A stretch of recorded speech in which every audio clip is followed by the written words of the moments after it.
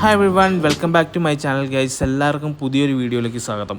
Guys, ഇന്നത്തെ video എന്ന് പറഞ്ഞു കഴിഞ്ഞാൽ ഡിഫറൻഷ്യലിൻ്റെ വീഡിയോ ആണ് കേട്ടോ. ഡിഫറൻഷ്യലിൻ്റെ ക്യാപ്പ്, ഡിഫറൻഷ്യലിൻ്റെ മറ്റേ ബെയറിങ്ങിൽ മുറുക്കണ ക്യാപ്പ് ഒടിഞ്ഞു പോയിട്ടുണ്ടല്ലോ.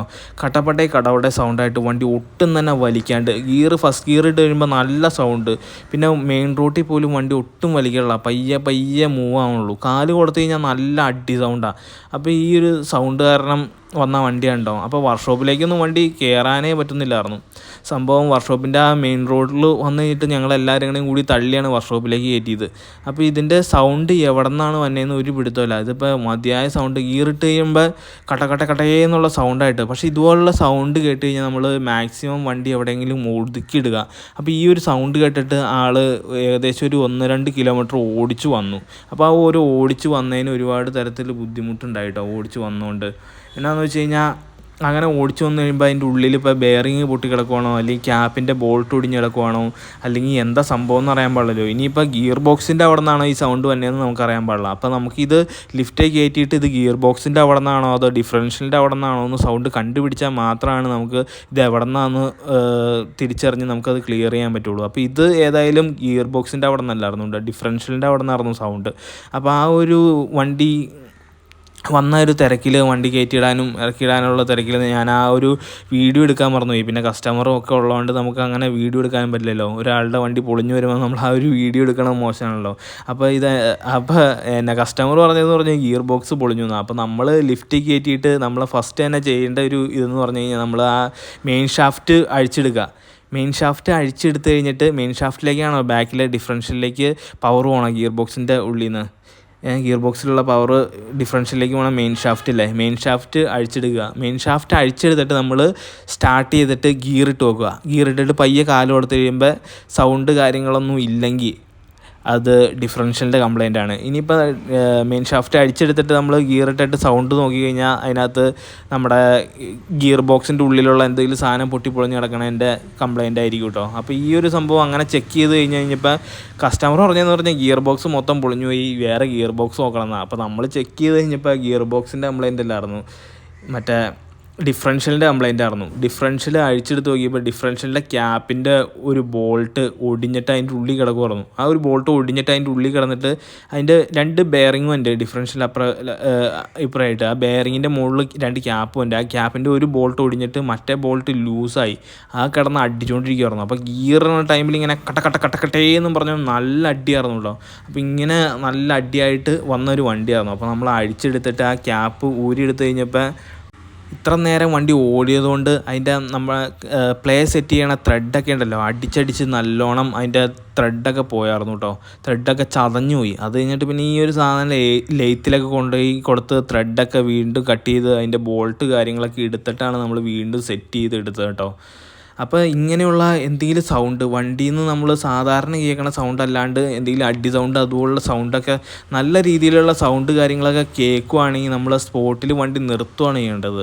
അല്ലെങ്കിൽ 1 കിലോമീറ്റർ അപ്പുറം വർക്ക്ഷോപ്പ് ഉണ്ട്, 2 കിലോമീറ്റർ ഇപ്പുറം വർക്ക്ഷോപ്പ് ഉണ്ടെന്നും പറഞ്ഞുകൊണ്ട് നമ്മൾ ആ ഒരു വണ്ടി ഓടിച്ചുകൊണ്ട് പോയി കഴിഞ്ഞ് കഴിഞ്ഞാൽ നമുക്ക് ചെറിയ രീതിയിലൊക്കെ നന്നാക്കേണ്ട കേസുകൾ. ഇപ്പോൾ ആ സ്പോട്ടിൽ നമ്മൾ ആ ഒരു വണ്ടി അവിടെ ചെന്നിട്ട് കെട്ടി വലിച്ചുകൊണ്ട് ഇങ്ങോട്ട് കൊണ്ടുവരുവാണെങ്കിൽ ആ ഒരു ബോൾട്ട് മാത്രം മാറിയതായിരുന്നു. പിന്നെ ഇപ്പോൾ ഈ ഒരു സാധനം ചതഞ്ഞ് അരഞ്ഞു പോയതുകൊണ്ട് നമ്മൾ ലേത്തി കൊടുത്തിട്ട് ആ ഒരു സംഭവം കിട്ടാനുണ്ടായിരുന്നെങ്കിൽ നമുക്കത് സെക്കൻഡ് മേടിച്ചിട്ടായിരുന്നു. അപ്പോൾ ലേത്തി കൊടുത്തിട്ട് വീണ്ടും അതിൻ്റെ ത്രെഡ് കട്ട് ചെയ്യേണ്ടതൊക്കെ വന്നു. അപ്പോൾ ഇരട്ടി ബുദ്ധിമുട്ടാണ്. നമുക്ക് ആ ഒരു കറക്റ്റ് പ്ലേ സെറ്റ് ചെയ്യാൻ സാധിക്കില്ല. ആ ഒരു ക്രൗണ് പിനിയന് തമ്മിലുള്ള കറക്റ്റ് പ്ലേയിൽ വന്നില്ലെങ്കിൽ വീണ്ടും സൗണ്ട് കാര്യങ്ങളൊക്കെ ഉണ്ടാക്കും.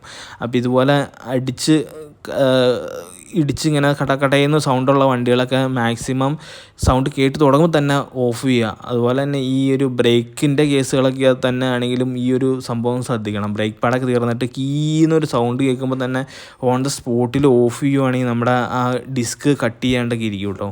അപ്പോൾ ഈ ഒരു സംഭവത്തിൽ ഇങ്ങനെ ഒരു വിഷയം ഉണ്ടായതുകൊണ്ട് ഞാൻ ആ ഒരു സംഭവം പറഞ്ഞാണ് കേട്ടോ. അപ്പോൾ എന്തായാലും നമ്മൾ ലേത്തിലൊക്കെ കൊണ്ടുപോയി കൊടുത്ത സംഭവം സെറ്റാക്കി പിടിപ്പിച്ചെടുത്തേണ്ട്. അപ്പോൾ ഗൈസ്, ഈ ഒരു ഡിഫറൻഷ്യൽ എന്താണെന്ന് എല്ലാവർക്കും അറിയാമല്ലോ. ഞാനിപ്പോൾ ഈ പശ വെച്ചുകൊണ്ടിരിക്കുന്ന ഡിഫറൻഷ്യൽ. അപ്പോൾ ഈ ഡിഫറൻഷ്യലിൻ്റെ ഒരു മെക്കാനിക്കൽ തിങ്സ് എന്താണെന്ന് ഞാൻ പറഞ്ഞുതരാം കേട്ടോ. ഓരോ ആക്സിലുകളെയും വ്യത്യസ്ത വേഗതയിൽ കറക്കാൻ ഉപയോഗിക്കുന്ന ഒരു മെക്കാനിക്കൽ ഉപകരണമാണ് ഡിഫറൻഷ്യൽ. ഇത് എഞ്ചിനിൽ നിന്നുള്ള പവർ ഗിയർ ബോക്സ് വഴി വീലുകളിലേക്ക് പ്രൊഡ്യൂസ് ചെയ്യാനായിട്ട് സഹായിക്കുന്നു. അപ്പോൾ എഞ്ചിനിൽ നിന്ന് പവർ ഉണ്ടാക്കിയത് ഗിയർ ബോക്സ് വഴി നേരെ മെയിൻ ഷാഫ്റ്റ് വഴി ഡിഫറൻഷ്യലിലെത്തി ഡിഫറൻഷ്യലിൽ നിന്നാണ് നമ്മളെ വീലിലേക്ക് പവർ പ്രൊഡ്യൂസ് ചെയ്യണത്. ആ ഒരു പവർ വെച്ചിട്ടാണ് വണ്ടി മൂവ് ചെയ്യണത്. അപ്പോൾ ഒമിനിയുടെ കേസിൽ എന്ന് പറഞ്ഞു കഴിഞ്ഞാൽ ബാക്ക് വീല് മാത്രമാണ് ഡ്രൈവ് ഉള്ളൂ. ബാക്ക് വീലിലേക്ക് പവർ വന്നിട്ട് ബാക്ക് വീൽ വെച്ചിട്ടാണ് വണ്ടി മൂവ് ചെയ്യണത്. അപ്പോൾ ഈ ഒമിനി എന്ന് പറഞ്ഞു കഴിഞ്ഞാൽ സാധാരണക്കാരൻ്റെ എല്ലാ തരത്തിലുള്ള ആവശ്യങ്ങൾക്കും ഇപ്പോൾ ഒമിനി എന്ത് തരത്തിലുള്ള ചെറുകിട ബിസിനസ്സുകൾക്കായാലും ചെറുകിട വൻകിട ബിസിനസ്സുകൾക്ക് ഒമിനി ഉപയോഗിക്കുന്നുണ്ട് കേട്ടോ. അപ്പോൾ ചെറുകിട ബിസിനസ്സുകാർക്കുള്ള ഏക ഒരു ആശ്രയമാണ് ഒമിനി എന്ന് പറഞ്ഞു കഴിഞ്ഞാൽ അത്ര ഒരുപാട് വില ഡിപ്പുള്ള സംഭവമല്ലല്ലോ. ഇപ്പോൾ അലുമിനിയം ഫാബ്രിക്കേഷൻ ചെയ്യുന്ന ആളായിക്കോട്ടെ, അല്ലെങ്കിൽ എന്തെങ്കിലും ഫുഡ് ഡെലിവറി ചെയ്യുന്ന ആളായിക്കോട്ടെ, ചെറുകിട കാറ്ററിംഗ് വർക്ക്, അതുപോലെ പന്തലിൻ്റെ വർക്ക്, സ്റ്റേജ് വർക്ക്, അങ്ങനെയുള്ള എല്ലാ തരത്തിലുള്ള വർക്കുകൾക്കും ആളുകൾ മെയിനായിട്ട് യൂസ് ചെയ്യുന്നൊരു വാഹനമാണ് ഒമിനി. അത്യാവശ്യം ഒരുപാട് സാധനങ്ങൾ ഈ വണ്ടിയിൽ കയറ്റി കൊണ്ടുപോകാൻ സാധിക്കും കേട്ടോ. ഇപ്പോൾ ഒരു വർക്ക്ഷോപ്പിൽ തന്നെ ആയിക്കോട്ടെ, സാധാരണ ഒരു ചെറിയ വർക്ക്ഷോപ്പിൽ തന്നെ ഒമിനി ഉണ്ടാവും. അവിടുത്തെ സ്ക്രാപ്പ് കൊണ്ടുപോകാനും അതുപോലെ തന്നെ സ്പെയർ കൊണ്ടുവരാനും ഒരുപോലെ എന്തെങ്കിലും സാധനങ്ങളൊക്കെ ലേത്തി കൊണ്ടുപോകാനൊക്കെ ആയിട്ട് എൻജിനൊക്കെ എടുത്ത് അങ്ങോട്ടും ഇങ്ങോട്ടൊക്കെ കൊണ്ടുപോകാനായിട്ടും മിക്ക വർക്ക്ഷോപ്പുകളിലൊക്കെ ഉപയോഗിക്കുന്ന ഒരു സംഭവമാണ് ഒമിനി. അപ്പോൾ ഈ ഒരു ഒമിനിയുടെ എന്ന് പറഞ്ഞു കഴിഞ്ഞാൽ ബാക്ക് വീൽ ഡ്രൈവാണ്. അപ്പോൾ ഈ ഒരു മുറുക്കണ സംഭവം ഉണ്ടോ, അതാണ് മെയിൻ ഷാഫ്റ്റ്. ആ ഒരു ഷാഫ്റ്റിൻ്റെ കാര്യമാണ് ഞാൻ ആദ്യം പറഞ്ഞത്. ഗിയർ ബോക്സിൽ നിന്ന് പവർ എടുത്ത് നമ്മുടെ ഡിഫറൻഷ്യൽ വഴി കൊടുക്കുന്ന മെയിൻ ഷാഫ്റ്റ്. പിന്നീട് ഈ മെയിൻ ഷാഫ്റ്റിനൊക്കെ ഇതുപോലുള്ള ബെയറിംഗ് ഉണ്ട്, യൂണിവേഴ്സൽ ബെയറിങ്. ആ ഒരു സംഭവം ത്തിന് എന്തെങ്കിലും തരത്തിലുള്ള പൊട്ടലോ ഇതൊക്കെ കേട്ടാലും ഈ ഒരു സംഭവം ഉണ്ടാവും കേട്ടോ. അപ്പോൾ അതൊക്കെ നമുക്ക് പെട്ടെന്ന് തന്നെ തിരിച്ചറിയാൻ പറ്റും. നമുക്ക് ആ ഒരു ഗിയർ ഇട്ട് കഴിഞ്ഞിട്ട് ജസ്റ്റ് ഒന്ന് അടിയിൽ താത്തി കഴിഞ്ഞിട്ട് ജസ്റ്റ് ഒന്ന് കാല് റേസ് ചെയ്ത് കഴിയുമ്പോൾ തന്നെ ആ ഒരു കട്ടേ എന്നുള്ള അടിപ്പും ഉണ്ടാവും. പിന്നെ ആ ഒരു വിറയിലും മെയിൻ ഷാഫ്റ്റിന് ഉണ്ടാവും. അപ്പോൾ മെയിൻ ഷാഫ്റ്റിൻ്റെ അല്ലാന്ന് എനിക്ക് ആദ്യം തന്നെ മനസ്സിലായിരുന്നു. പിന്നീട് നമ്മൾ അഴിച്ചു നോക്കിയപ്പോഴാണ് ഗിയർ ബോക്സിൻ്റെ അല്ലാന്നും ഡിഫറൻഷ്യലിൻ്റെ ആണെന്നും മനസ്സിലായത്. ഗൈസ്, അപ്പോൾ ഞാൻ ഈ ഒമിനിയുടെ കേസിൽ ഇത്ര ഡീറ്റെയിൽ ആയിട്ട് പറഞ്ഞതെന്ന് പറഞ്ഞു കഴിഞ്ഞാൽ എല്ലാവരും സാധാരണക്കാരൊക്കെ യൂസ് ചെയ്യണ വണ്ടിയാണല്ലോ. അപ്പോൾ ഇനിയിപ്പോൾ സാധാരണക്കാർക്കൊക്കെ എന്തെങ്കിലും തരത്തിൽ ഇതുപോലുള്ള സൗണ്ട് കാര്യങ്ങളൊക്കെ വരുമ്പോൾ വർക്ക്ഷോപ്പ് ഇത്ര ദൂരെയാണ് എന്നും പറഞ്ഞുകൊണ്ട് പയ്യെ ഓടിച്ചുകൊണ്ട് പോകണ്ട. പിന്നെ നമുക്ക് പെട്ടെന്ന് തന്നെ ഈ ഇതിൻ്റെ കംപ്ലൈൻറ്റ് എന്താണെന്നൊക്കെ പെട്ടെന്ന് തന്നെ മനസ്സിലാക്കാൻ സാധിക്കുമല്ലോ എന്നുള്ളൊരു രീതിയിലാണ് ഞാൻ പറഞ്ഞത്. എല്ലാവർക്കും ഒരു ഹെൽപ്ഫുള്ളായിട്ടുള്ള ഒരു ഇതാവട്ടെ എന്ന് കരുതിയാണ് ഞാൻ ഇത്ര ഡീറ്റെയിൽ ആയിട്ട് പറഞ്ഞത്. പിന്നീട് ഇതിന് ഡിഫറൻഷ്യലൊക്കെ പണിയാനായിട്ട് ഒരുപാട് ചാർജൊന്നുമില്ല കേട്ടോ. നമ്മൾ ഇതൊക്കെ അഴിച്ചിട്ട് അതിൻ്റെ ബെയറിങ്ങൊക്കെ മാറി പിന്നെ അതിൻ്റെ പ്ലേ ഒക്കെ സെറ്റ് ചെയ്ത് എല്ലാം എടുത്തതിന് വെറും 1500 രൂപയായിട്ടോ ലേബർ മേടിച്ചോളൂ. ഇത് ഫുൾ അഴിക്കണം, നമുക്ക് 2 ആക്സിൽ അഴിച്ചെടുക്കണം, അതുപോലെ തന്നെ ടയർ അഴിച്ച് ആക്സിൽ അഴിക്കണം, നമ്മുടെ ബ്രേക്കിൻ്റെ ലൈനർ അടക്കം ഫുള്ള് സാധനങ്ങൾ ഇതേ കണ്ടില്ലേ, ആക്സിൽ ഇത് ഇതുപോലെ ബ്രേക്കിൻ്റെ ലൈനർ അടക്കം ഫുള്ള് ഊരിയെടുത്താൽ മാത്രമാണ് കേട്ടോ, 2 വശത്തുള്ള ആക്സിൽ ഊരിയെടുത്താൽ മാത്രമാണ് നമുക്ക് ആ ഡിഫറൻഷ്യൽ ഊരിപ്പോരുള്ളൂ. എന്നാന്ന് വെച്ച് കഴിഞ്ഞാൽ ഈ 2 ആക്സിലും ചെന്നിട്ട് ആ ഡിഫറൻഷ്യലിൻ്റെ 2 വശങ്ങളിലേക്കും മില്ലിങ്ങിലേക്ക് ജോയിൻ്റ് ആയിട്ടാണ് കിടക്കുന്നത്. അപ്പോൾ 2 ആക്സിലും അപ്പുറേന്നും ഇപ്പുറേന്നും നമ്മൾ ഊരി വിടിയിച്ചിടണം. അതുപോലെ തന്നെ മെയിൻ ഷാഫ്റ്റ് ഊരി എടുക്കണം. പിന്നെ ഈ ബ്രേക്കിൻ്റെ ലൈനുകൾ, ബ്രേക്കിൻ്റെ ഒരുപാട് പൈപ്പുകൾ, അങ്ങോട്ടും ഇങ്ങോട്ടും പോണ പൈപ്പുകളെല്ലാം തന്നെ വിടിയിക്കണം. ഒക്കെ നമ്മൾ സൂക്ഷിച്ച് ചെയ്യണം, അല്ലെങ്കിൽ പൈപ്പുകളൊക്കെ പൊട്ടിപ്പോയി കഴിഞ്ഞാൽ പിന്നെ ഇരട്ടിപ്പണിയാവും. അപ്പോൾ പിന്നെ പൈപ്പുകളൊക്കെ സൂക്ഷിച്ചഴിക്കുക. അപ്പോൾ നമ്മൾ ഈ ഒരു സംഭവം എന്ന് പറഞ്ഞാൽ ഇത്ര സംഭവം ചെയ്തതിന് നമ്മൾ വെറും 1500 രൂപയായിട്ട് ലേബർ മേടിച്ചുള്ളൂ. പിന്നെ ലെയ്ത്തിൽ ഒരുപാട് പൈസ ഒന്നും ആയില്ല. ലെയ്ത്തിൽ ജസ്റ്റ് ഒന്ന് ത്രെഡ് വെട്ടാനും അതുപോലെ ഒരു ഒടിഞ്ഞ ബോൾട്ട് എടുക്കാനായിട്ട് വെറും 200 രൂപയാണ് ലെയ്ത്തുകാരൻ മേടിച്ചത്. അപ്പോൾ നമ്മൾ ഈ വർക്ക്ഷോപ്പിൽ നിന്നൊക്കെ ലെയ്ത്തിൽ കൊണ്ടുപോകുമ്പോൾ നമുക്ക് 1500 മേടിക്കണ കേസുകളൊക്കെ നമുക്ക് 200 രൂപയിലൊക്കെ അഡ്ജസ്റ്റ്മെൻറ്റ് ചെയ്ത് തരും. അതൊക്കെ നമ്മൾ കസ്റ്റമർക്ക് വേണ്ടി നമ്മൾ ഒരു ഹെൽപ്പായിട്ട് നമ്മളത് ചെയ്ത് കൊടുക്കാറുണ്ട് കേട്ടോ. അപ്പോൾ എന്ന് പറഞ്ഞു കഴിഞ്ഞാൽ മൊത്തത്തിൽ ഇത്ര അധികം ബാക്കൊക്കെ അഴിച്ചിട്ട് ഇത്രയും പണിതൊരു വർക്കിന് നമ്മൾ ഇത്ര 1700 രൂപയാണ് മൊത്തത്തിൽ ടോട്ടൽ കസ്റ്റമർക്ക് ചിലവായുള്ളൂ.